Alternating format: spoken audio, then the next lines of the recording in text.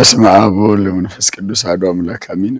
እንደ እግዚአብሔር መልካምና ቅዱስ ፈቃድ እንግዲህ ዘብር ቅዱስ ገብርኤል ተነግሮ የማያልቅ እልፍ የሆነ ምስክርነት ነው ያለውና አሉ ከሚል የተደረገልኝን ላውራ።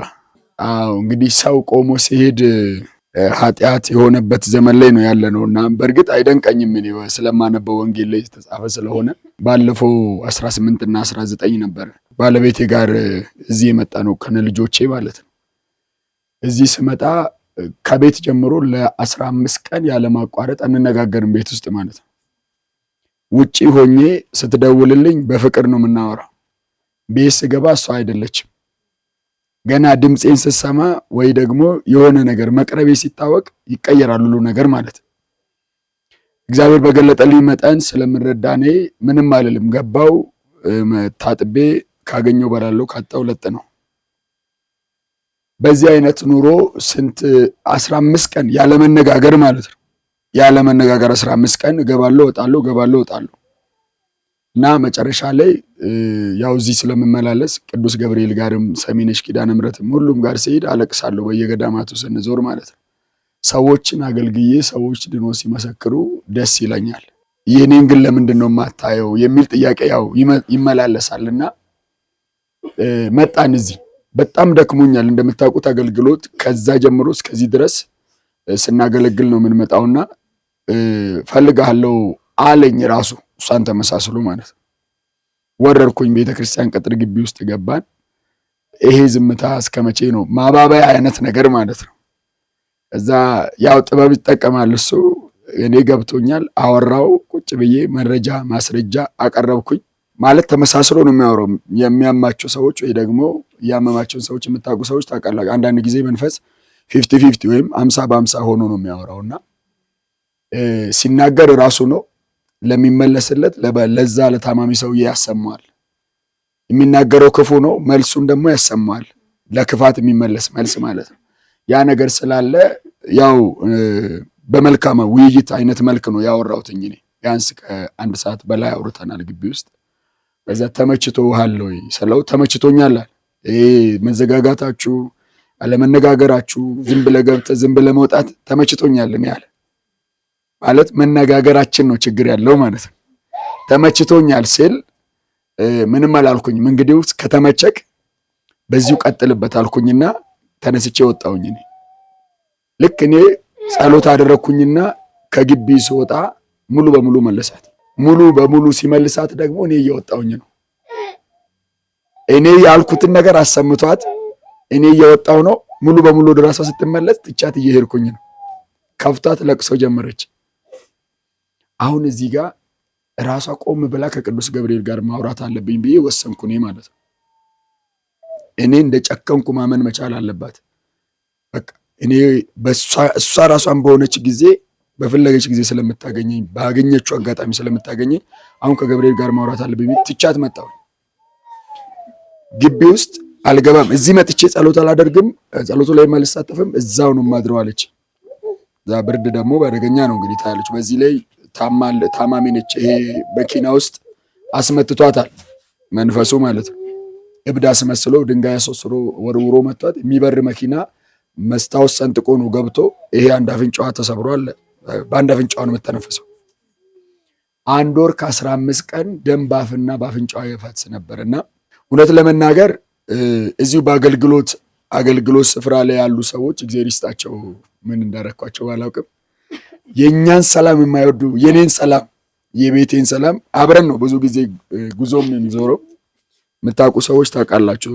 ተጓዦችም ልጆቼም ሆነ ባለቤቴ አይለዩኝም ጉዞ ላይ ብዙ ጊዜ ማለት ነው። በተለይ ክብረ በዓል ግሼን፣ ዘብር፣ ቁልቢ ይሄማ ቤታቸው ነው።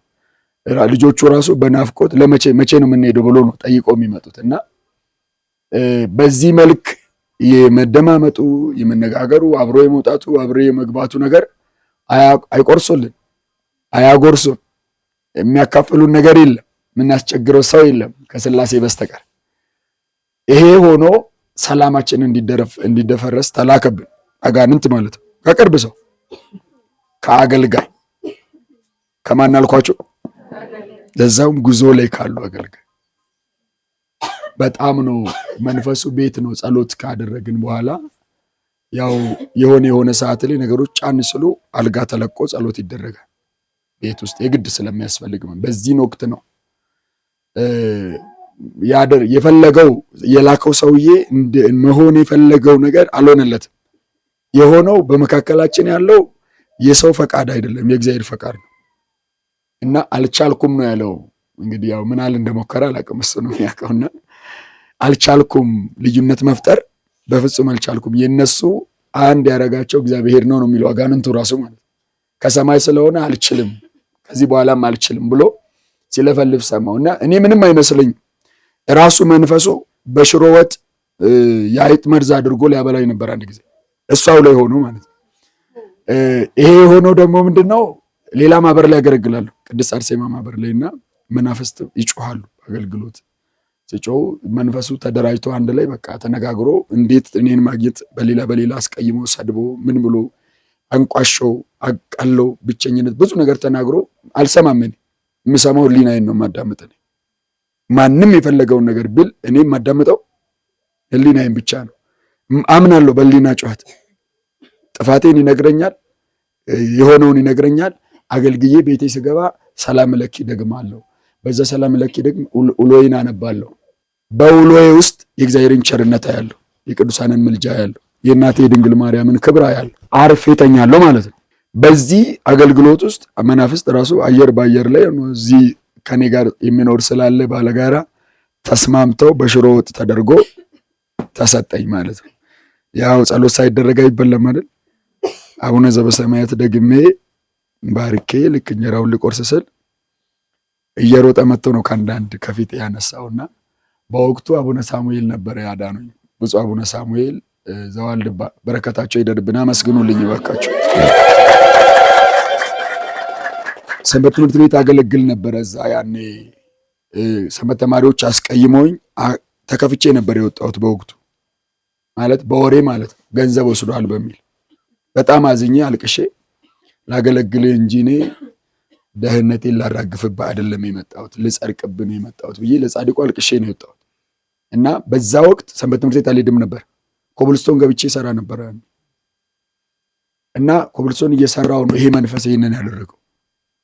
ከዛ ከኔ ፊት ያነሳው በብርድ ውስጥ ያለው ሁሉ ጠራርጎ ሽንት ቤት ነው የከተተው መንፈሱ ማለት ነው። ከዛ እኔ ለምን እንዴት አላልኩኝ፣ ቀጥ ብዬ ወደ አቡነ ሳሙኤል ቤተክርስቲያን ነው የሄድኩት። ቦሌ ቡልቡላ አቡነ ሳሙኤል ማለት እዛ ሄድኩኝ። ይቅርታ ነው የጠየቅኩት ጻድቁ። የዘጋሁት 2 ወር ነው አልሄድም ደጅ። አዎ የቀረሁት በዛ ወሬ ምክንያት ማለት ምክንያቱም በጣም ተፈትኜበታለሁ። ሰንበት ትምህርት ቤቱን የመሰረትኩት እኔ ስለሆንኩኝ በካህናት ታግጃለሁ፣ በአስተዳዳሪ ተሰድቤያለሁ፣ በስብከተ ወንጌል ግቢ እንዳልገባ ደብዳቤ ሁላ ተጽፎብኛል ሰንበት ትምህርት ቤቱ ሲመሰረት ማለት ነው። እና በጣም ብዙ ዋጋ የከፈልኩበት ስለሆነ እንዴት የገዛ የማገለግላቸው አብሬ የማገለግል ሰንበት ተማሪ እኔን ከጠረጠረኝ እኔ ምን እሰራለሁ ከዚህ ግቢ ውስጥ ነው ያልኩትኝና ለዛ ነው 2 ወር ሙሉ ከግቢ ወጣሁ። በዛ ወቅት ይሄ ተደርጓል። እና አንደኛ የቤት ጣጣ ነው ነገሩ ማለት ነው። እኛ ለውጥ አይተንበታል። እኛን መዋጋቱን ነው እንጂ ያላቆመው የአያት ወንድ አያቷም ሴት አያቷም ንስሐ ገብቶ ለስጋው ደግሞ በቅቷል በእኛ ጦርነት ማለት ነው። አክስቷ ራሷን መቆጣጠር አትችልም። በተለያየ መልኩ እንደ ልቧ መንቀሳቀስ አትችልም። ራሷን መምራት ትችላለች። አሁን እንጀራ አባቷና ወላጅ እናቷ የእውነት ነው የሚኖሩት። ትዳራቸው ትምህርት ቤት ነው ትዳራቸው። ግን ከጎረቤት ቀይ ስጋ እየተቀበረ በሎሚ አሸዋ እየተበተነ እባብ እየተላከ ብዙ ነገር ይደረጋል። ይሄ ሁሉ በእኛ ጦርነት ቆሟል። እናቷ ቤተክርስቲያን የሚባል ነገር ታምናለች፣ ጸበል የሚባል አትገባ። በእኛ ጦርነት እናቷ ጸበል ተጠማቂ ሆናለች፣ ቤተክርስቲያን ተሳላሚ ሆናለች፣ አስቀዳሽ ሆናለች። ፍሬ እያፈራን የግል ግን እኛ ጋር የዛሩ ብቻ ሳይሆን እንዳልኳችሁ በየጊዜው ይላካል መንፈስ። እኛ ቤት ተመላላሽ ነው መንፈስ ይላካል። እንዳልኳችሁ ከቅርብም ይላካል፣ ከሩቅም ይላካል። ከቤተ ክህነትም ከካህናትም ከአገልጋይ ከቅርብ ጓደኞቼም ይላካል። እንዳመጣጡ ደግሞ እግዚአብሔር ይገልጽልናል። እኛ ማለት ምን ጊዜ ምን እንደገባ ምን ጊዜ ምን እንደሚወጣ እናውቃለን። በቀደም ለታ እዚህ ዘብር ቅዱስ ገብርኤል ጸበል ጠጥታለች። ጸበል ጠጥታ ሐሞት እንቁላል ውስጥ ያለው ምንድነው የውስጡ አስኳል የሚመስል ነገር እዚህ ወጥቶላታል። አሁን እስቲል በዚህን ሰዓት ምን ተብሏል? የጭንቅላት ካንሰር ተብላ ግሸን ላይ ስትመሰክር ሰምታችሁ ከሆነ የጭንቅላት ካንሰር ተብላ የምትሞትበት ቀን ጭምር ተነግሯታል። ተመርምራ ማለት የምትሞትበት ቀን በወራት ተቀምጦላታል። ምን አልኩኝ እኔ? ከምትበዩ ስጋና ደም ከምትጠጪው ከምታገለግዩ ሥላሴ በላይ አሁን ይህንን ታምኛለሽ ተባብለን ተማምነን ሞትም ቢሆን የክርስቶስ ነን፣ ሕይወትም ቢሆን የእሱ ነን። አሁንም እስቲል ሰንበት ትምህርት ቤት አገልጋይ ነች እሷ፣ እኔም የአውደ ምሕረት አገልጋይ ነኝ። እግዚአብሔር ይመስገን። ዞሮ ዓላማው ከዚህ ማውረድ ነው አይደለ? የዲያብሎስ ስራው። እኛ እንደውም እየበለጠ እያደግን ያለ ነው በቃ በመንፈሳዊ አገልግሎት። ግን ያው ምንድን ነው የሚባለው ይሄ ስጋዊ ጉዳዮቻችን ምን እየሆኑ ነው? ከጥቅም ውጭ እየሆኑ ነው ያሉትና ግን የህሊና ሰላም አለን፣ ተመስገን ነው። እጇ ምንም ነገር አይዝም ነበር፣ ጠበቅ አድርጋ ምንም አትይዝም። ሽንኩርት መክተፍ አትችልም። አሁን በዚህን ሰዓት ሽንኩርት መክተፍ አትችልም። ጀሪካን ይዛ እንደዚህ ረዥም ሰዓት ከዚች እዛች ጋር መሄድ አትችልም። አሁን በዚህን ሰዓት ማለት ነው። እንደ ዶክተር ነርቭ ነው፣ እንደኛ ደግሞ የምንተዋወቀው ስላለ እግዚአብሔር ያውቃል፣ እግዚአብሔር ያውቃል። በጊዜው ደግሞ ነገሮች ሁሉ ግሼን ማርያም ስጋው ደሙን ስንቀበል በአሁኑ ማለት ነው መስከረም ስንሄድ ምንድን ነው ስንባባል የነበረው? ወይ ታለቅስ ነበረ እስካሁን፣ ወይ ታዝኖ ትቆዝሙ ነበር። አሁን ግን በደጇ ይኸው ስጋው ደሙን እየበላን ነው፣ ነግሬሻለሁ እየተባባልን። ምንድን ነው ይሄ የተራራቀ ሰው ሲገናኝ የሚያወራው ነገር አለ። ልክ በስጋው ደሙ ሰዓት ነው በግልጽ ቋንቋ የምንገናኘው፣ በዛን ሰዓት አይቀርበንም እና ማለት ነው። ከዛ ውጪ እንዳልኳችሁ ነው። እኔ ውጪ ሲሆን ከዛ ወደዚህ ያለው ምልከታ ሌላ ነው። እኔ ስገባ ሌላ የግሬን እርምጃ እንኳን ያውቃል። እኔ ግቢ ስገባ እንዴት አመሻችሁ፣ እንዴት ዋላችሁ ድምፄን እያሰማው ነው የሚገባው። ሁሉ ሙሉ ግቢ ማለት ተከራየሁበት ግቢ። ይሄ ባለበት ከመቼው ይላሉ ግቢ ውስጥ ራሱ ይገርማቸው። እና የምትኖሩት ክርስትና በስሙ ለማመን ለመደሰት ብቻ ሳይሆን መከራ ለመቀበል ጭምር ስለሆነ እኔ ደስተኛ ነኝ። በእውነቱ ከሆነ ቅዱስ ጳውሎስ ምን ይላል? በራሴ እንዳልመካ የሚጎስመኝን ከአጠገቤ አኖረልኝ ይላል። ይሄ ባይኖር እኔ አልጸልይም ነበር። ይሄ ባይኖር እኔ አልተጋም ነበር። ይሄ ባይኖር እኔ አንኮራፋ ነበር። ስለዚህ ይሄ ከአጠገቤ መኖሩ ለእኔ ጠቃሚ ነው እንጂ የሚጎዳ አይደለም፣ የሚያስመርር አይደለም። እንደ ስጋ እንዳልኳችሁ ነው። ብዙ ከውድድር አንጻር ስታዩ ጓደኞቻችን ተነስቶ አልፎን ሌላ ቦታ ላይ ነው ያሉት፣ በትምህርትም በኢኮኖሚም በአኗኗር ዘይቤም ማለት ነው። ግን እንዳልኳችሁ ነው፣ እግዚአብሔር ላያስችል አሜን ነው የሚባለው። እና ታገሱ፣ መከራቸውን ታገሱ። ያዕቆብ 1:2 ላይ ወንድሞች ልዩ ልዩ መከራ ሲደርስባችሁ እንደ ሙሉ ደስታ ቁጠሩት፣ የዕለት ጉርስ የዓመት ልብስ አተን የሰውን እጅ ዘርግተን እስካላየን ድረስ። እኔ መንፈሳዊ ኮሌጅ ያስተማረችኝ አንድ ሴት ናት። አላቃትም፣ አታቀኝ። ሰንበት ትምህርት ቤት ውስጥ ነው የማገለግለው። ከአገልግሎት የተነሳ ለምንድን ነው የማትቀጠረው በሚል መጣ። ለምንድን ነው የማትቀጠረው በሚል እኔ ወይ ክህነት ወይ መርጌታ ወይ ሰባኪ የሆነ ነገር መሆን አለብኝ፣ አለበዛ አልቀጠርም አልኳት። ለምን አትማርም? እኔ ኃላፊነት አለብኝ። በየወሩ በዛን ጊዜ 2006 2007 8 9 45,000 ብር ነው መድባ ያስተማረች አንድ ሴት። አላቃትም። ወለተ ተክለ ሃይማኖት ትባላለች። እግዚአብሔር ባለችበት ጸጋ በረከትን ያብዛላት። 2 ልጆች አሏት። ለክብር ለወግ ያብቃላት። በእውነት በሄድኩበት ማነሳ ሴት ናትና እዛው ቦሌ ቡልቡል አካባቢ ነው አሁንም ያለችው እናት ነዋሪ ነችና 45,000 ብር መድባልኝ ወር በገባ ከ28 እስከፈለክበት ቀን ድረስ መተ መውሰድ ትችላለህ ያለ ሰቀቀን። እኔ ባልኖር ሰራተኛ ጋር ይቀመጥልሃል። እንግዲህ ይሄን የሚያደርግ ማን ነው? ሰዎች ዘግተዋል፣ እግዚአብሔር ደግሞ ይከፍታልና ሰው ይጥላል፣ እግዚአብሔር ያነሳል። ስለዚህ ተስፋ አትቁረጡ፣ አትማረሩ። ከምድራዊ ኑሯችሁ ጋር የመንፈሳዊ ሕይወትን አታወዳድሩ። ሲሆንላችሁ እሰየው አሜን በሉ፣ ተጠቀሙበት። ካልሆነላችሁ ግን እግዚአብሔርን እንዳትለቁ። የዲያብሎስ ዓላማው እግዚአብሔር የለም ብለን ተስፋ ቆርጠን ወደ እሱ ቅፍ እንድንገባ ነው። የዘላለም እሳት ውስጥ ሊያቃጥለን ነው። የእግዚአብሔር ዓላማው ደግሞ እኛን ከጨለማ ወደ ብርሃን ማውጣት ነው። ከሞት ወደ ሕይወት ማሸጋገር ነው። ከውድቀት አንስተው ማክበር ነውና ቅዱስ ገብርኤል እንዲህ አይደለም። እኔ ኢየሱስን የምመሰክረው እንደዚህ አይደለም። ምክንያቱም ብዙ ነገር ነው ለእኔ ቅዱስ ገብርኤል ያደረገልኝ ብቻ ሳይሆን ቆሞ ካጠገቤ እንዳለ ነው የማስበው ነው ሁሌ። በተለይ ቅዱስ ሚካኤል፣ ቅዱስ ገብርኤል፣ አቡነ ሳሙኤል ብዙ ጊዜ ይላሉ አባቶችም መድኃኔዓለምን ያዝ ይላሉ እና ለሃይማኖቴን የሚያወቁት መድኃኔዓለም ነው። የጠበቀኝ ያሳደገኝ ከክፉ ነገር ሰውሮ በቅፉ በእግዚአብሔር እቅፍ እንድኖር ያደረገኝ ያጸናኝ ደግሞ አቡነ ሳሙኤል በቅዱስ ሚካኤል ዕለት ነው እኔ ክርስትና የሚባለው ነገር በልቤ የጸናውና አመስግኑልኝ። እንዳልኳችሁ ሳወራ በጣም እግዚአብሔር ከፈቀደ ጽፏለሁ። ይሄ ነገር ማን ከፈቀደ እጽፍና ታነቡታላችሁ። ታሪክ ይሄ ትምህርት ቤት ስለሆነ ማለት ነው። ከመገናኘታችን ጀምሮ እስካሁን እስካለው ድረስ ማለት ነው። ሌላው እህቶቻችን፣ ወንድሞቻችን አብረን ጉዞ ላይ የምናገኛቸው እልፍ ናቸው። ብዙ አይነት ነገር የሚያሳልፉ የምንማርባቸው እንዲህም ይኖራል እንዴ የምንልባቸው ብዙ እህቶች አሉ። ብረት ሰውነታቸው ውስጥ ተሸክመው ካልባረከኝ የሚሉ አሉ። ዘብር ቅዱስ ገብርኤል መቆሚያ መስቀል የሚዘቀዘቅበት ምክንያት ምልከታ የተለያየ ነው። እርግጥ ሰው ማለት ነው።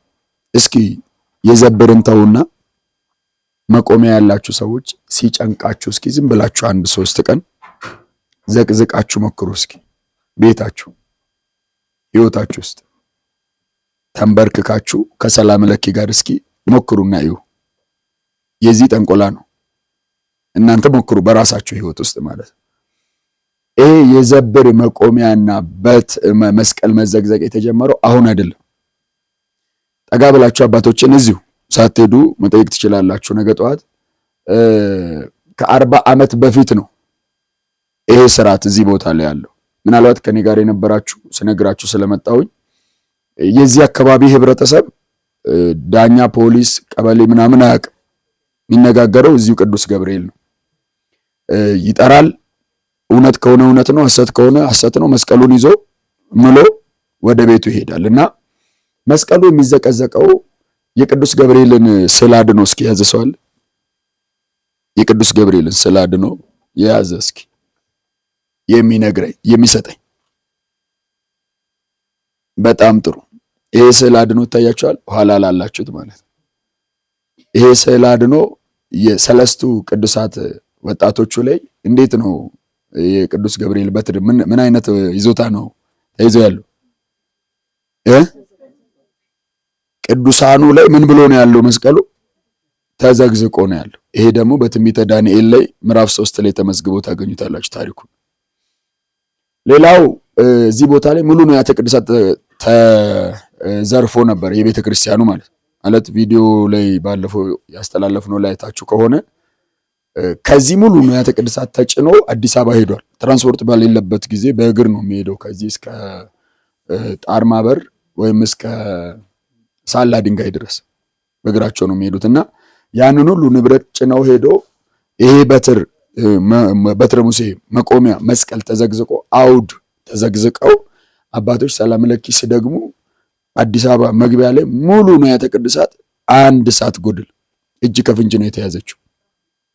ይሄንን ቅዱስ ገብርኤል ካደረገ ለምን ለምዕመናን እናደርግም ብሎ አባቶች ተስማምቶ አደረጉ። በረከታቸው ይደርብን።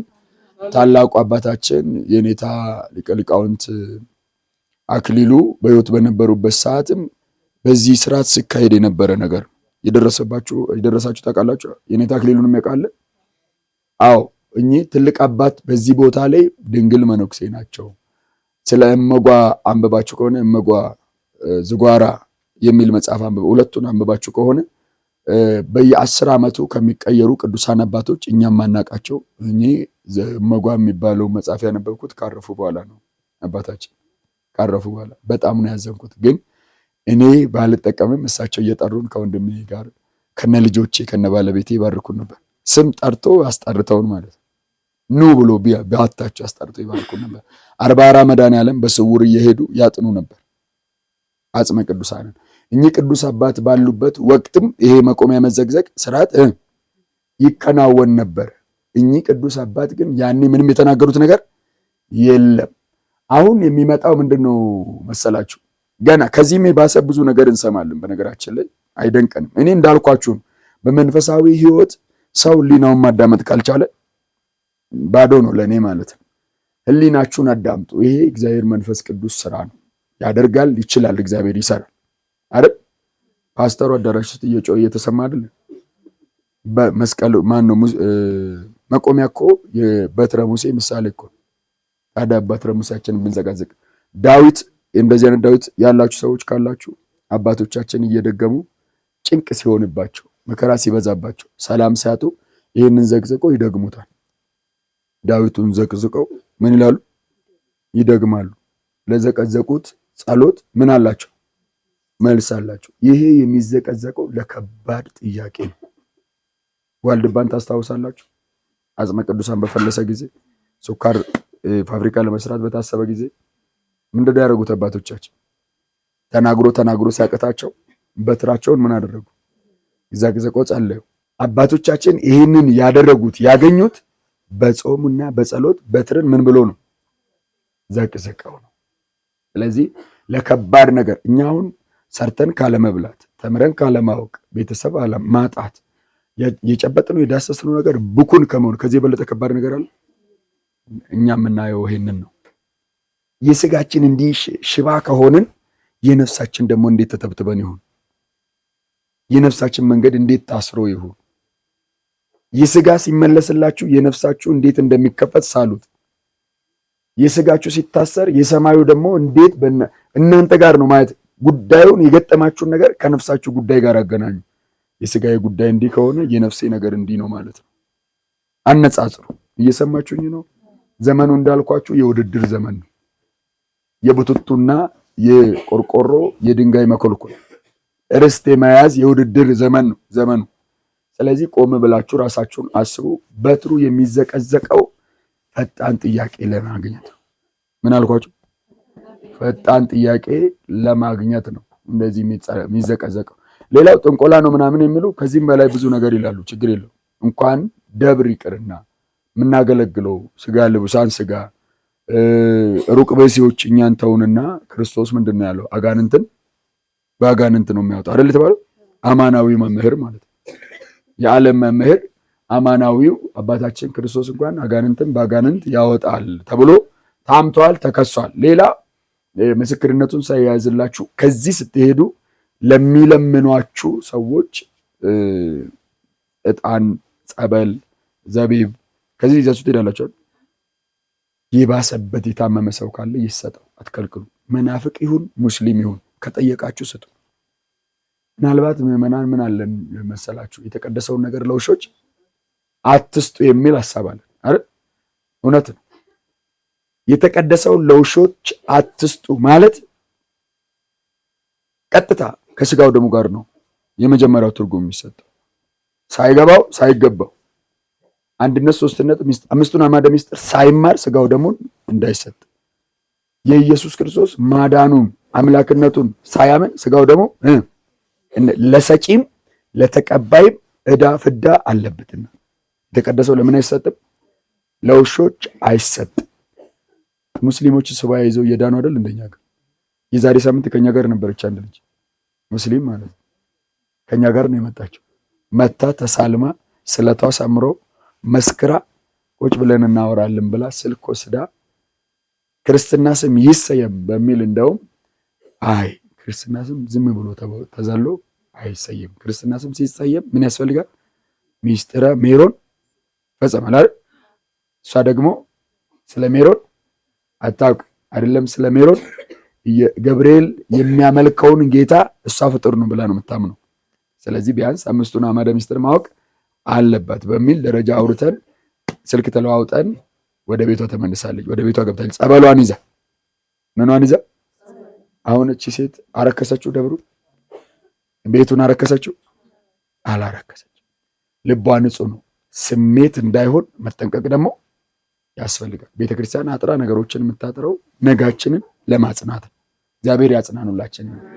ስለዚህ ከዚህ እዞ የሄዱት ዕጣን ቤት ውስጥ ጸሎት ሊያደርጉ ሲያጨሱ ከቤቷ ነው መንፈሱ ተነስቶ ሴትዮዋን ይዟት ይመጣ። ራሷን ተመሳስሎ መጣ። እዛ ሲደርስ መጮህ ጀመረ አሉ ሴቶች። ጽጌ ማርያም ይባላሉ የደወሉልኝ ማለት ነው።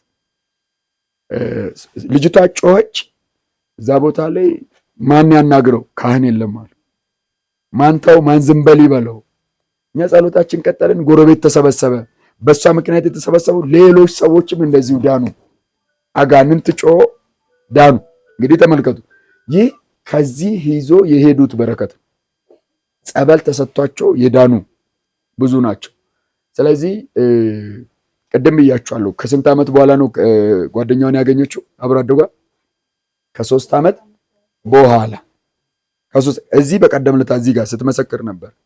የግል ህይወቷ ከማይመስል ሰው ጋር እንቅስቃሴ አድርጋ ብዙ ነገር ሄዶባት ተበላሽቶባት፣ ግን ቅዱስ ገብርኤል ጠብቋት፣ ሁሉንም ነገር ጠብቆ ነፃ ነች አሁን ባለችበት ሁኔታ። ግን ከ3 ዓመት በኋላ ማንን አገኘች?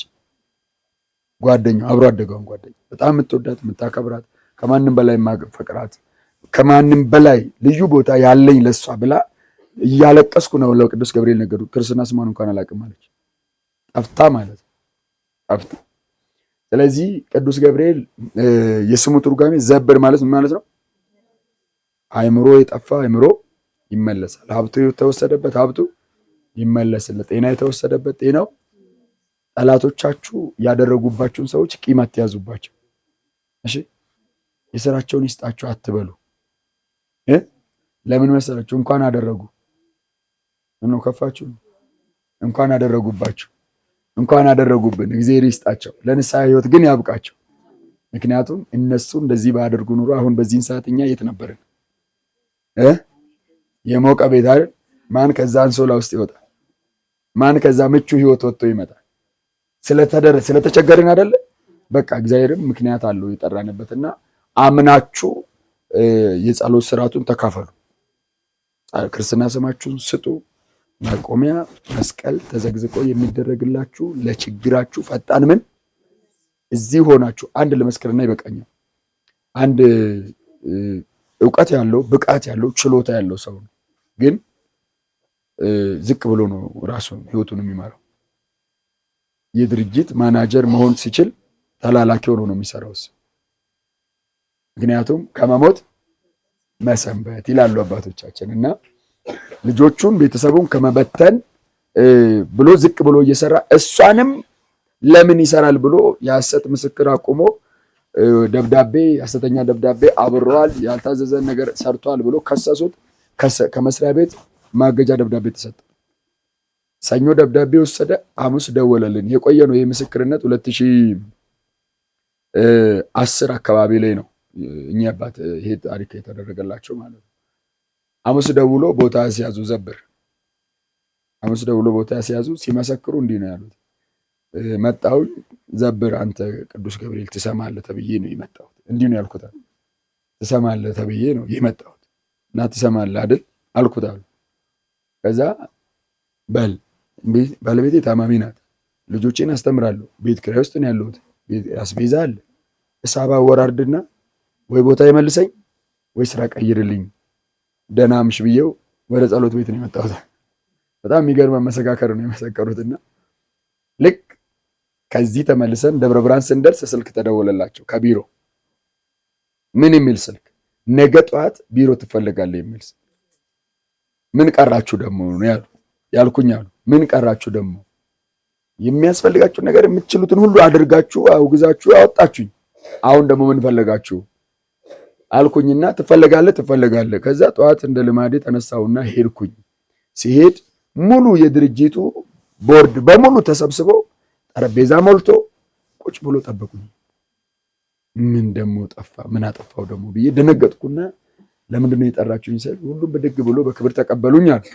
አቀባበላቸው አስደነገጠኛል። ግን ያወጡን እኔ የሰጡኝ ደብዳቤ ደግሞ እጅግ ጽያፍ ጽሑፍ ነው ጽፎ ይሰጡኛል። ምንድነው ብዬ ስጠይቅ የተፈረመበት ደብዳቤ የድርጅቱ ዋና ስራ አስኪያጅ አድርጎ ጽፎ ነው ያስረከቡኛል ደብዳቤው። እግዚአብሔር ስሙ የተመሰገነ ይሁንልን። ከዛ ደብዳቤውን አየሁትና ለምን በደሃ አእምሮዬ ትቀልዳላችሁ አልኳቸዋል። በምን አእምሮዬ? በቃ ኢኮኖሚ ባደቀቀው ሊናይ ለምን ትጫወታላችሁ ብዬ ቁጭ አረኩኝና ዞር ስል ስራ አስኪያጅ የነበረው አምነንበት ነው። ሙሉ ቦርዱ በአንድ ድምፅ ነው ያመነበት። ምንም ነገር እንዳላደረግ እናውቃለን። ያደረጉብህ ሰዎች ደግሞ ነገሌ እዚህ ቦታ አልደወሉልም፣ እዚህ ቦታ እንዲህ አላለውክም፣ እዚህ ቦታ እንዲህ ምልክት ሰጥተው ነገሩኝ። እነዛ ሰዎች ዳንኤልን ታስታውሳላችሁ? በአንበሳ ጉድጓድ የጣሉት ለንጉሱ ብለው ነው። አረ ንጉሱ ምስክር አቁሞ ነው። ሲጀመር ሕጉ የወጣው ዳንኤልን ለማሰር ነው፣ ለመግደል ነው። ዳንኤል እግዚአብሔርን ስለሚያመልክ ምስጋናውን አላቋረጠም። አንበሳ ጉድጓድ ሲገባ አንበሳ ምን ሆነለት? ዘመድ ሆኖ አብሮ አደረ። የተራበ አንበሳ። ንጉሱ ሌሊት ተነስቶ ሲመጣ ዳንኤል በጤና ነው ያለው። አንበሶቹ ምንም ድምፅ አሰሙ። ከዛ የከሰሱትን፣ ፍርድ ያቆሙትን፣ ችሎት ያቆሙትን፣ እንዲታሰር ያደረጉትን፣ ሐሳቡን ያቀረቡትን ሰብስበው ንጉሱ ወደ አንበሳ ጉድጓድ ከተተ። ዳንኤልን ምን አለው? አስወጣው። እንደዚህ ሁሉ የዚህ ሰውዬ ደብዳቤ፣ የስንብት ደብዳቤው ወደ ማናጀርነት፣ የነዛ የከሳሾቹ ደግሞ ወደ ውጭ። እንግዲህ ያው በሰበቡ መምህር የተሳቡ ነው የሚባል። ሌላ የአቡነ መልከ ጼዴቅን ጋር ቅንጭብ ላድርግላችሁ። አቡነ መልከ ጼዴቅ ዲያብሎስ ሲፈታተናቸው ከገደል ላይ ወደ ቁልቁለት ይወረውራቸዋል እና የወረወረበት ደግሞ ጭንጫ ነው። ብዙ እንትን የሚባጥጡ የሚሰባብሩ የሚግጡ ነገሮች አሉ። እኚህ የተወረወሩ አባት እጅና እግራቸው እንዲህ ተንጠልጥሎ አየር ላይ ዲያብሎስ ሳቀባቸው። ይሰቃያሉ ብሎ ክርስቲያን ካመነ ስቃዩ ህይወቱ ነው። እዛ ሆኖ ዳዊታቸውን ይለውጣል። እሳቸው 2 ቀን አያቸው ምንም አይሉ፣ 3 ቀን አያቸው አያጉረመርሙ፣ እዛው ተንጠልጥሎ ማለት። በአንድ ሱባኤ ቅዱስ ሚካኤል መጣና በክንፉ ከዛ አውጥቶ ዳገት ላይ ያቆማቸው። ክብር ለሥላሴ ይሁን። በመከራ ሰዎች ሲገፏችሁ ደስ ይበላችሁ እንጂ እንዳታጉረመርሙ፣ እንዳትረግሙ። እየሰማችሁ ነው። ቢመርም ህይወታችሁ ደስ እያላችሁ ኑሩ።